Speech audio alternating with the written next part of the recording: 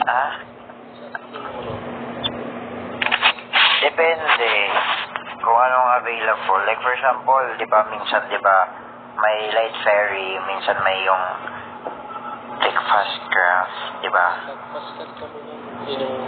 Paskat ka? So, nasakit ng paskat eh. Yung ano, parang sa taas niya, meron kasing may open, tas yung dito sa baba. Sa baba merong ano, dyan yung mga sasakyan. Tapos may sa baba ng open area, sa baba nun, yun yung aircon, di ba?